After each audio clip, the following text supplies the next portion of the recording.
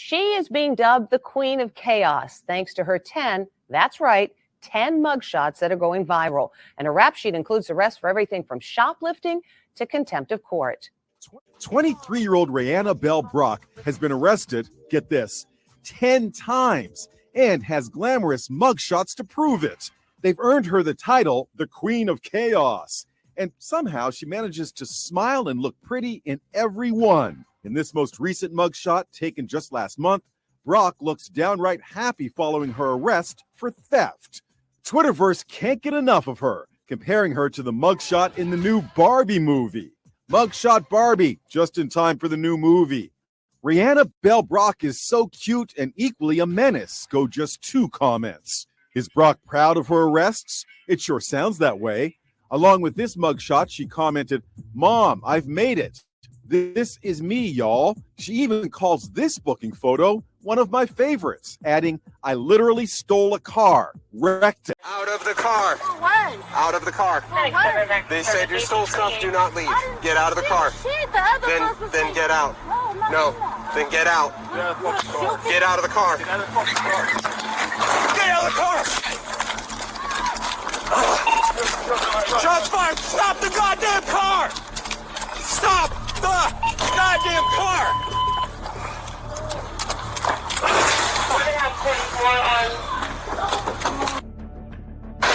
She's gonna be on.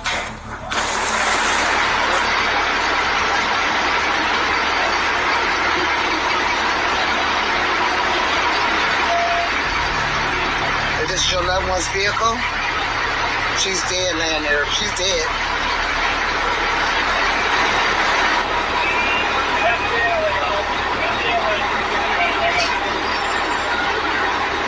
I seen a scared young lady, pregnant, unarmed, turn the car away from the police and got killed by the police. That's what I saw.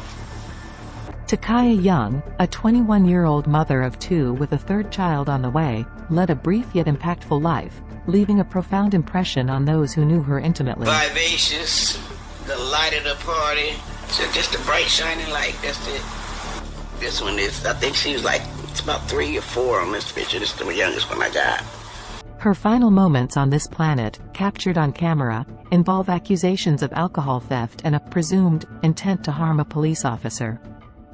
The critical question that warrants contemplation is, does a minor offense justify the tragic outcome of a bullet to Takaya's heart, which ultimately claimed her life and that of her unborn baby? This somber inquiry leads us to a final, unsettling question. Would the officer have resorted to lethal force if Takaya were a white woman? Welcome to American Crime, Femicide.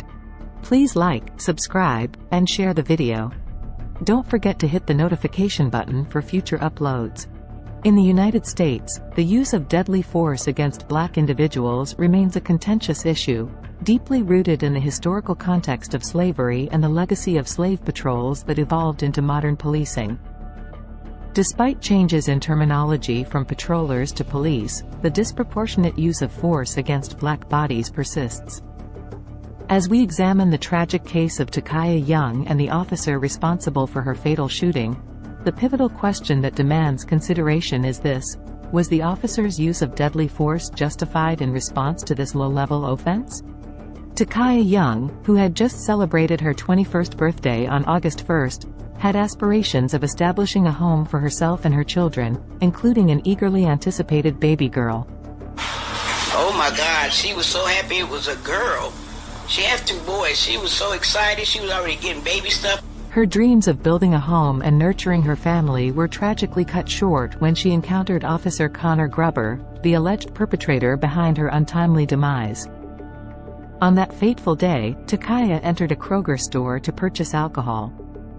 Allegations arose that she had committed theft, parked in a handicap spot, and tampered with her license plate to evade capture. Unbeknownst to Young, 2 officers were already in the parking lot addressing another issue. As she sat in her vehicle, one officer approached her and demanded she exit the car. Simultaneously, another officer joined them, walking past Takaya's locked driver's side door, and positioned himself in front of the vehicle. He drew his weapon and yelled for Young to step out. Although Takaya had not exited her vehicle, she turned the steering wheel away from the officer but did not accelerate. In that tense moment, she uttered the haunting question, "Are you going to shoot me?"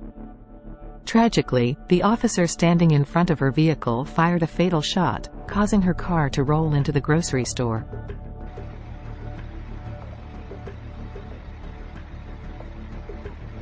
As news of this incident circulated on social media, opinions varied. Some believed the officer's actions were justified, while others contended that he had breached protocol by positioning himself in front of Takaya's vehicle. Moreover, concerns emerged regarding the officer's conduct leading up to the shooting, raising suspicions about his intent and the calculated nature of his actions. On the body camera video, Officer 1 can be seen placing himself directly in front of Takaya's vehicle. This is a precarious position considering the situation. He could have protected the other officer from another position. There was no reason for him to take the risk of being struck by the vehicle. Prior to the vehicle moving, Officer 1 can be seen pointing his gun at the windshield. He's holding the pistol in his right hand, and for some reason puts his right thumb in the air. This could indicate a lack of training. Officer 1 can be seen mounting the trigger with his right index finger as if he intended to shoot in that moment. This also occurred before Takaya started driving away. Officer 1 placed his left hand on the hood of the car, almost like he was going to hold the car in place in defiance of the laws of physics. When considering these actions, one could argue that Officer 1 made a bold decision which restricted his options. He was not going to permit Takaya to pull her car out of that parking space. It was either her or him. She could comply, or he was going to shoot her. Takaya wasn't going to surrender, and neither was Officer 1. Item number 6. Right before Officer 1 fired his weapon, his position at the front of the vehicle changed a little bit. Takaya turned her vehicle to the right, and Officer 1 drifted closer to the driver's side of the vehicle.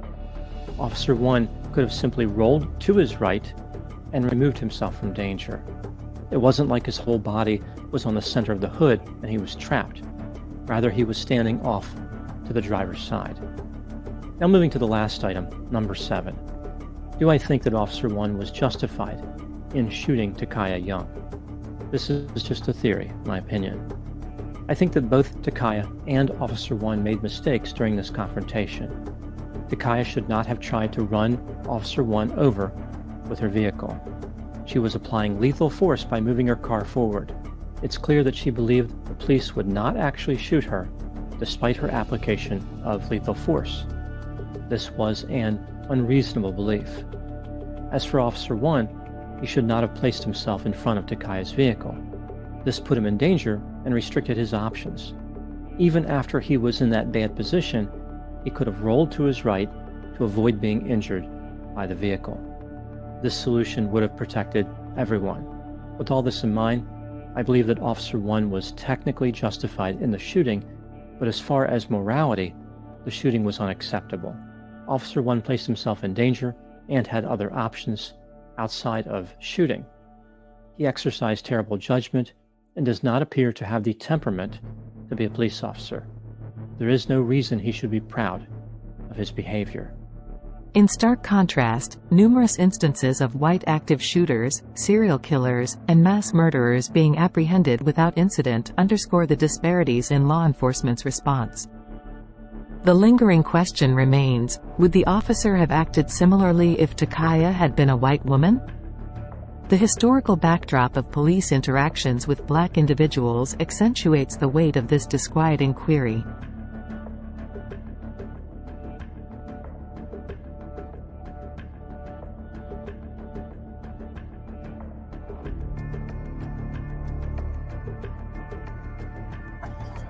Okay, stop touching me. You're hurting me. Stop touching me. Have a seat. She's touching me. I just had a fucking surgery. Are you okay? I just had a surgery. Am I okay? No, she keeps fucking hurting me. Get in the car. Oh, get back. Yeah, because she's hurting me. You okay? Nicole, are you okay? I'm okay. You're getting in the car. She keeps hurting me. Cole, are you okay? Yeah. Sure? Yeah. I'm not breathing, right? No, I don't think so.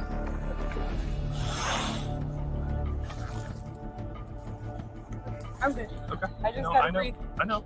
It hurts. It's okay. I understand. It's okay. In the aftermath of the shooting, the officers involved have invoked Mercy's Law for their protection, a law originally designed for victims and their families affected by violence, not for individuals involved in deadly encounters. That there's an automatic right to privacy for crime victims under Mercy's Law. If you look at what they're alleging the officers are victims of, I can tell you that there are police reports that list officers who have alleged that they have been assaulted, to the level of a misdemeanor. They're using Mercy's Law in this scenario and other police-involved shootings because they killed someone. And they're trying to shield their names from the public. It's contrary to the public interest. It's contrary to public safety.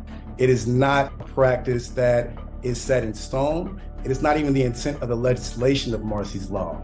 They have weaponized this against crime victims. It's making it harder for us to do our jobs. But I can assure you, if I have knowledge of a murder suspect's name, I'll do what the police ask us to do in any other scenario. And I'll make sure after confirming that information that I release that officer's name because it's what we all deserve.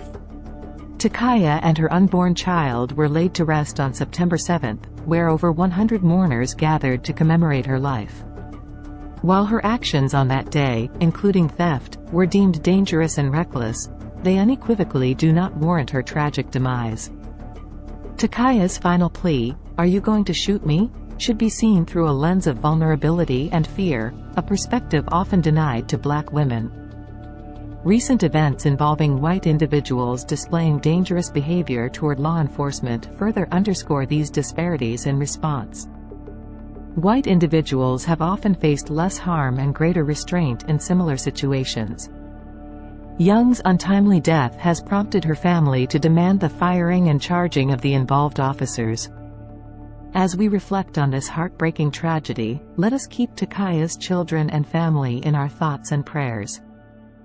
Rest in peace, Takaya Young.